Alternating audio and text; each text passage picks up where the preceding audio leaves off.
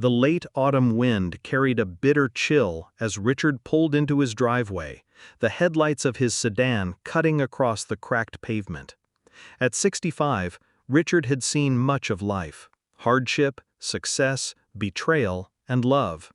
A retired businessman, he had built his fortune brick by brick, sacrifice by sacrifice. Yet, despite his achievements, the one place he thought he would always find warmth was within his family. But that night, he was wrong. As Richard stepped out of the car, he noticed shadows moving near the edge of his yard. At first, he assumed it was neighborhood kids cutting across his property. Then, the figures stepped closer, and his heart sank. It wasn't strangers, it was his son, Mark, with two of his so-called friends. "Dad," Mark sneered, his voice carrying an edge Richard had never heard before. "You thought you could cut me out of your will and just walk around here like nothing happened?" Richard's chest tightened. He had removed Mark from his will weeks earlier after years of reckless behavior, substance abuse, and demands for money. Instead of saving or changing, Mark squandered everything and always came back for more. Richard had decided his wealth would go to charity, ensuring his life's work wasn't wasted.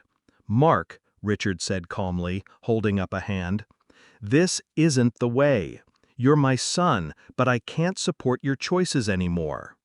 But before he could say more, Mark lunged. The first punch landed hard against Richard's jaw, snapping his head to the side. Pain shot through his face, and before he could recover, a kick slammed into his ribs. He collapsed onto the concrete, the world spinning. Blood pooled beneath his lips as the blows continued. Mark's friends joined in, laughing cruelly, shouting insults. "You're just an old man," Mark spat, delivering another kick. "Give it up. You owe me everything." Richard gasped, struggling to crawl toward the house. Every breath burned, his body screaming with agony.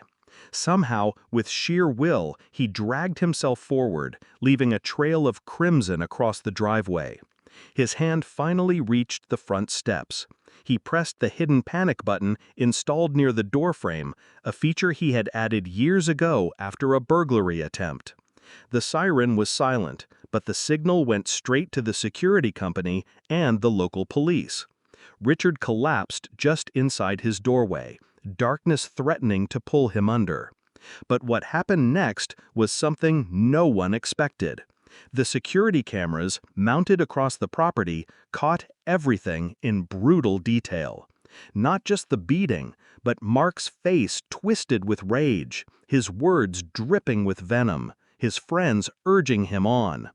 The footage was transmitted live to the monitoring station, and within minutes, patrol cars screamed down the street. When the officers arrived, Mark and his friends were still standing in the driveway, arguing about whether to drag Richard back outside. The police stormed in, weapons drawn.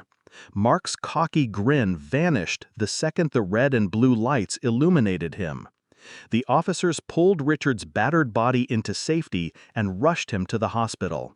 Broken jaw, cracked ribs, severe bruising. But alive. Barely. The footage made its way to the police chief, who had seen countless acts of violence in his career.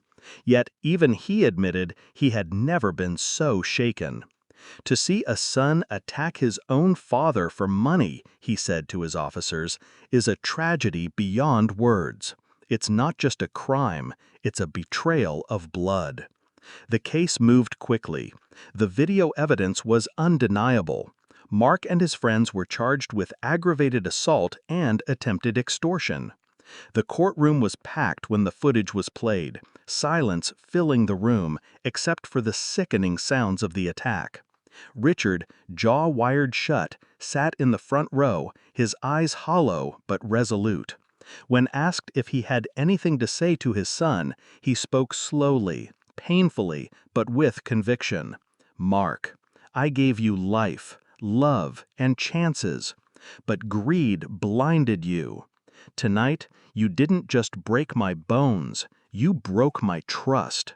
And that's something no money can ever fix." Mark looked down, his bravado gone. For the first time, he seemed to realize the weight of what he had done. Months later, Richard recovered. The physical scars healed, though some pain lingered. But the deeper wound, the betrayal by his own flesh and blood, was one he carried silently. Still, he found solace in his decision to donate his estate to charities, schools, and shelters. His wealth would build futures for those who needed it most, instead of feeding destruction.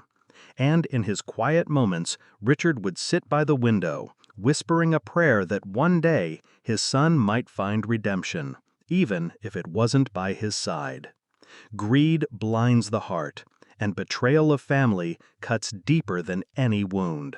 True wealth is not measured by inheritance or money, but by integrity, love, and the legacy we leave behind.